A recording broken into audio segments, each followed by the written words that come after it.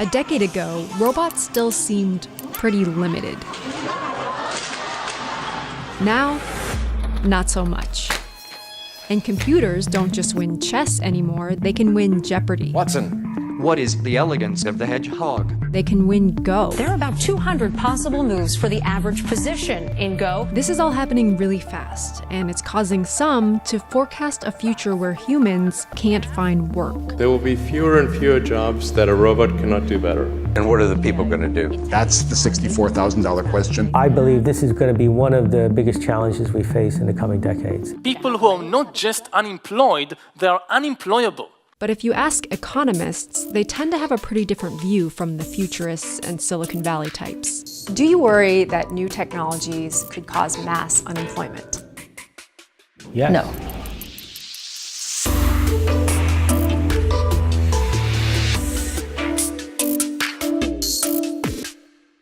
I have devoted my career to worrying about the labor market, particularly worrying about the living standards of low and moderate income workers. So I worry a lot about things. I am not worried about this. One of the reasons a lot of economists are skeptical about robots taking all the jobs is that we've heard that before. There was a spike of automation anxiety in the late 20s, early 1930s, when machines were starting to take over jobs on farms and also in factories. This article from 1928 points out that there were guards who used to open and close the doors on subway trains and people who took tickets before there were turnstiles.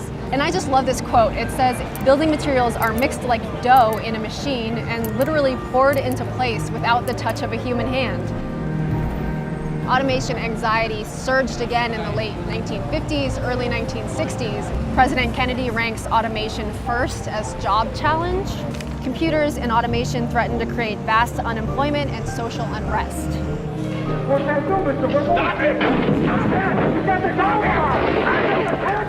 This article from 1958 is about 17,000 longshoremen who were protesting automation on the piers. And if you don't know what longshoremen are, it's because there aren't many of them left. Technology destroyed a lot of those jobs.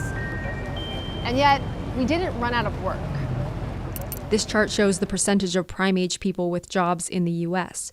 Ever since women joined the workforce in big numbers, it's stayed around 80%, outside of recessions.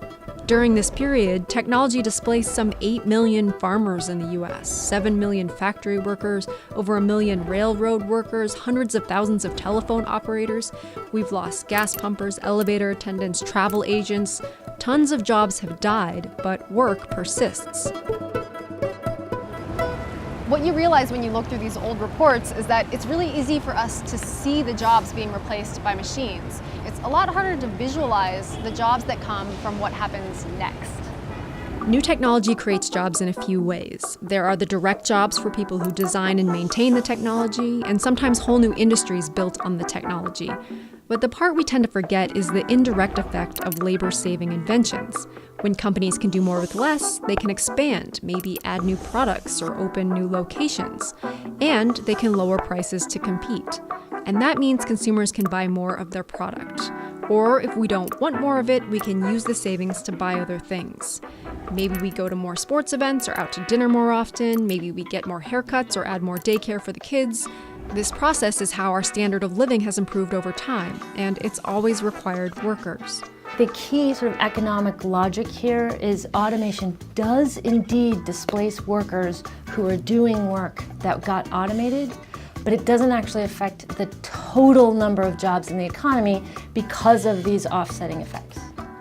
Warnings about the end of work tend to focus on this part and not all of this, like a widely cited study from 2013. According to research conducted by Oxford University, nearly half of all current jobs in America, 47% of all our jobs, 47% of U.S. jobs in the next decade or two, according to researchers at Oxford, will be replaced by robots. That study assessed the capabilities of automation technology. It didn't try to estimate the actual extent or pace of automation or the overall effect on employment. Now, all this doesn't mean that the new jobs will show up right away or that they'll be located in the same place or pay the same wage as the ones that were lost. All it means is that the overall need for human work hasn't gone away. Technologists and futurists don't deny that's been true historically, but they question whether history is a good guide of what's to come. Fundamentally, the argument is that this time is different. That's what I think. Imagine a form of electricity that could automate all the routine work. I mean, that's basically what we're talking about here. And so it's going to be across the board. And it is easy to underestimate technology these days. In a 2004 book, 2 economists assessed the future of automation and concluded that tasks like driving in traffic would be enormously difficult to teach to a computer. That same year, a review of 50 years of research concluded that human-level speech recognition has proved to be an elusive goal. And now? Okay, Google. How many miles has Google's autonomous vehicle driven?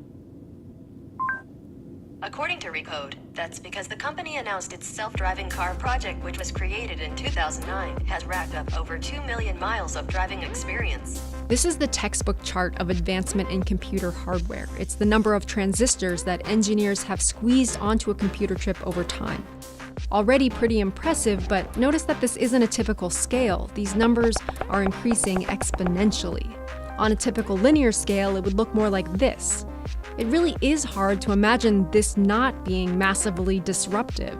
And as the authors of The Second Machine Age point out, processors aren't the only dimension of computing that has seen exponential improvement. The idea of acceleration in your daily life, when do you encounter that? When maybe in a car for a few seconds, in an airplane for seconds again. The idea that something can accelerate for decades, literally just continuously, is just not something that we deal with. I mean, we think in straight lines. But even though there's been all this innovation, it's not showing up in the data. If we were seeing this big increase in automation, we would see productivity growing much more rapidly now than it usually does. And we are instead seeing the opposite. Labor productivity is a measure of the goods and services we produce divided by the hours that we work. Over time, it goes up. We do more with less labor. We're more efficient. If we were starting to see a ton of labor-saving innovation, you'd expect this line to get steeper.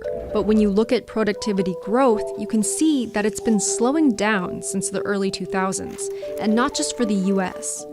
It's possible that new technologies are changing our lives without fundamentally changing the economy. So will this all change? Will today's robots and AI cause mass unemployment? There's reason to be skeptical, but no one really knows. But one thing we do know is that the wealth that technology creates, it isn't necessarily shared with workers. When you account for inflation, the income of most families has stayed pretty flat as the economy has grown. One of the problems we've seen over the last 40 years is that we have seen all this rising productivity growth, but it actually hasn't been broadly shared. It's been captured by a thin slice of people at the top of the income distribution. Even if unemployment stays low, automation might worsen economic inequality, which is already more extreme in the US than it is in most other advanced countries. But technology isn't destiny. Governments decide how a society weathers disruptions, and that worries people on both sides of the debate about the future of work.